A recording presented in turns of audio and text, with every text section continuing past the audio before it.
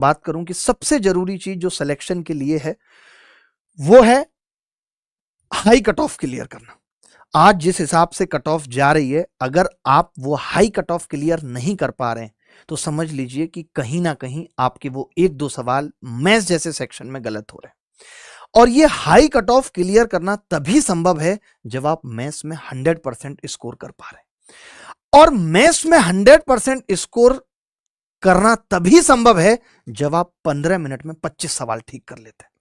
अब ये 15 मिनट में 25 सवाल ठीक कैसे होंगे, इतना आसान नहीं है, क्योंकि लोग सवाल कर लेते हैं, आप में से मैक्सिमम बच्चे सवाल कर लेते हैं, बट बात है कि 25 कर लेते हैं क्या, और दूसरी बात है कि क्या 15 मिनट में कर लेते हैं? नहीं, क्योंकि 15 मिनट में 25 सवाल करने ही नहीं है, सिर्फ 25 सवाल करेक्ट करने हैं।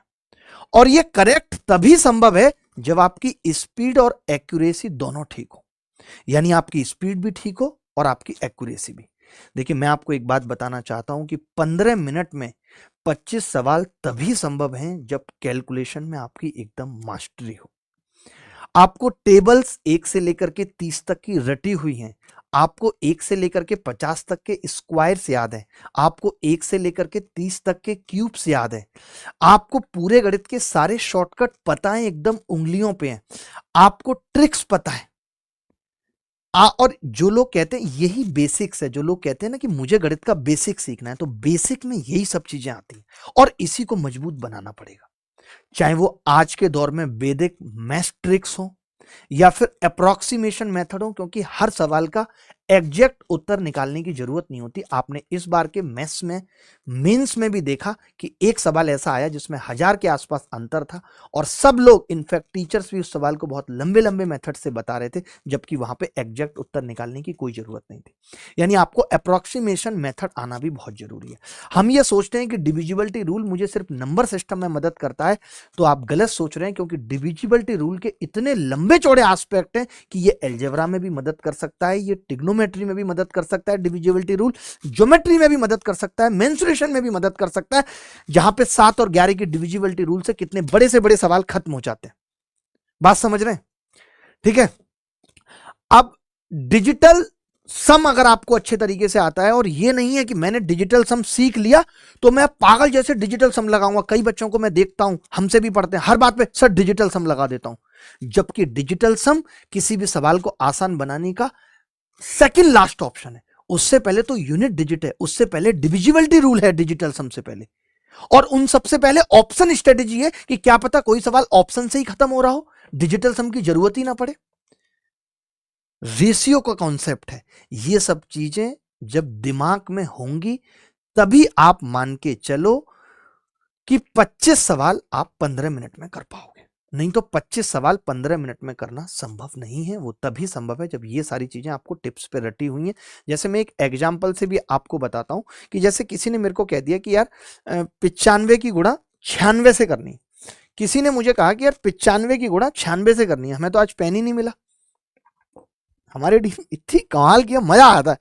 पेन छुपा के रख दिया, कह रहे पढ़ाई ना मासा, हमारी जल्दी छुट्टी हो जाए, मैं करूंगा तुम्हारी जल्दी छुट्टी। जैसे किसी ने मेरे को कहा कि यार 95 की गुणा 96 से कर दो, तो अब मुझे डायरेक्ट ऐसी ट्रिक पता होनी चाहिए कि भाई जो पहले 2 डिजिट आएंगे वो तो वो आएंगे, ये 100 से कितना कम है 5, ये 100 से कितना कम है 4, और दूसरे जो डिजिट आएंगे वो कौन से आएंगे, जो ये दोनों कम है 5 और 4। ये यानी मैंने 5 और 4 9 100 में से घटाया तो 91 आ गया, और 5 चौक 20, यानी ये आएगा। आप गुणा करके देख लेना कैलकुलेटर से 95 और 96 को। इन्हें कहते हैं वैदिक मैथ ट्रिक, कि जब भी हमें 95 96 की गुणा करनी है या 93 92 की गुणा करनी है तो ये ऐसी ट्रिक्स हमें आनी चाहिए। और ऐसी कोई एक ट्रिक्स नहीं है, या ये भी नहीं कहेंगे ऐसी हजारों ट्रिक्स याद करनी है, नहीं, लेकिन हाँ कुछ एक ट्रिक्स हैं जो हमें याद होनी चाहिए अगर हम चाहते हैं कि मैथ्स में हम जल्दी जल्दी कैलकुलेशन कर पाए।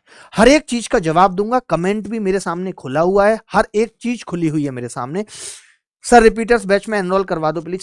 सारी बातों पे बात करूंगा। किशोर मार्वल साहब चिंता ना करें, एकदम हर एक बात बताऊंगा, ठीक है, हर एक बात बताऊंगा, आया ही हर एक बात बताने हो, ठीक है। विधि त्रिपाठी जी हमारे साथ जुड़ी हुई है, ठीक है। टेलीग्राम में भी हम लोग मॉक टेस्ट प्रोवाइड कर रहे हैं, हर रोज 25 सवाल देते हैं। कुछ लोगों को वो मुश्किल लग रहे हैं, कुछ लोगों को आसान लग रहे हैं। अच्छा, एक्यूरेसी की अब बात अगर आती है कि 25 सवाल, आप तो कह रहे 100% सवाल सही होने चाहिए, तो देखो भैया 100% सवाल तुषार बाबू तभी सही हो सकते हैं जब आपकी गलती एकदम जीरो होनी चाहिए। ये बहुत बड़ी बात है जो मैं कह रहा हूं कि आपकी गलती एकदम जीरो हो, कि आपको कोई गलती मैथ्स में आप कर ही नहीं सकते। अरे भाई आपको नौकरी भी तो चाहिए।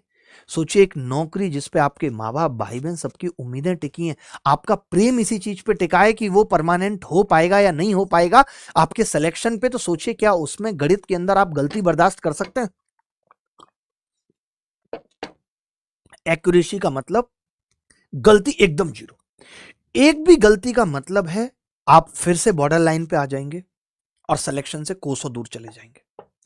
अच्छा, मैं कई बार देखता हूं कि बच्चे गणित में क्या गलती करते हैं आजकल, खासतौर से महिलाएं, कि रफ काम करेंगी, जल्दी जल्दी में करने की आदत डाल लेंगी और हर सवाल में कुछ ना कुछ गलती कर देंगी।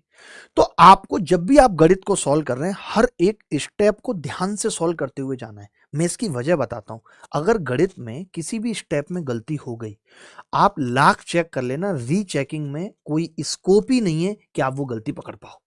तो हमें अभी से ऐसी आदत डालनी पड़ेगी। ये सब चीजें हम लोग पहले कैसे बताते थे, आज से अगर मैं पहले की बात करूं, जब इतनी हाई कट ऑफ नहीं जाती थी, जहां एक दो सवाल आप गलत करना अफोर्ड कर सकते थे, वहां हम लोग कह देते थे कोई बात नहीं, ठीक है, एक दो गलती हो जाएगी, बड़ी बात है, बाद में प्रैक्टिस करेंगे। कभी हम नहीं बताते थे क्लास के अंदर डिविजिबिलिटी रूल लगाओ, कभी नहीं कहते थे क्लास के अंदर डिजिटल सम लगाओ। हम लोग पहले एक मैथ्स खत्म करते थे, उसके बाद बच्चों को सिखाते थे ये ट्रिक है। बट आज वक्त बदल गया, आज दौर बदल गया। जो बच्चे मुझसे पढ़ रहे हैं वो देखते होंगे, मैं हर क्लास के अंदर अगर 25 सवाल करा रहा हूं तो उसमें 6-7 सवाल ऐसे जरूर आते हैं जब मैं कहता हूं कि इस सवाल को मैंने करा तो दिया लेकिन करने की जरूरत नहीं थी। क्यों नहीं थी करने की जरूरत? क्योंकि ये सवाल ऑप्शन से हो रहा था, ये सवाल डिविजिबिलिटी रूल से हो रहा था। आज भी मैं आपको दिखाऊंगा, आज भी मैं ऐसे बहुत सारे सवाल आपके लिए लेके आऊंगा जो मैं दिखाऊंगा कि इन सवालों को करने की जरूरत नहीं थी और ये इसी साल पेपर में आए या एक साल पहले पेपर में आए थे। क्योंकि एक बार जो गलती हो जाए फिर आप लाख रीचेक कर लो, वो पता नहीं चलती। हमें अभी से ऐसी आदत डालनी पड़ेगी कि अगर मैं भी आपको 25 सवाल दे रहा हूं तो आपको ये दिख जाए दूर से कि ये इजी क्वेश्चन है, इसको सबसे पहले करूंगा, ये थोड़ा मुश्किल है, इसको उसके बाद करूंगा, डिफिकल्ट वाले को सबसे लास्ट में करूंगा। यानी जो चीजें हमें एग्जाम में करनी है वो अभी से अगर हम मॉक दे रहे हैं तो हमें ऐसी आदत डालनी पड़ेगी। दिमाग जो है हमारा वो धीरे धीरे चीजें अडॉप्ट करता है और हमें इस तरीके से अपनी प्रिपरेशन को रखना है ताकि हमारा दिमाग धीरे धीरे थके भी। अगर हमने स्टार्टिंग में एक दो डिफिकल्ट सवाल कर लिए और दिमाग को थका लिया तो आप ये समझ लीजिए कि फिर आप आसान सवालों में भी गलतियां करोगे। हर दिन टारगेट रखना है कि 30 से 40 सवाल बिना गलती के मैं कैसे सॉल्व कर सकता हूं, ये मुझे हर दिन टारगेट रखना है। हर दिन का मेरा ये टारगेट होना चाहिए। रोज का टारगेट ये तय करना पड़ेगा कि मेरे को कैसे 15 मिनट में 25 सवाल करने की आदत पड़ेगी। पहले ऐसा होगा कि मैं पहले 25 सवाल सही करना सीखूंगा, क्योंकि मजाक नहीं है 25 सवाल सही करना। पहले हो सकता है मुझे 30 मिनट लगेंगी, फिर हो सकता है कि मुझे 25 मिनट लग रही हैं, फिर 20 मिनट लगेंगी, 20 तक 22 तक आप आसानी से आ जाओगे, 15 तक लाना थोड़ा मुश्किल है। और अगर नहीं हो पा रहा है तो भाई अभी से मेहनत करनी पड़ेगी, चाहे आप खुद से करो चाहे हमारे साथ करो।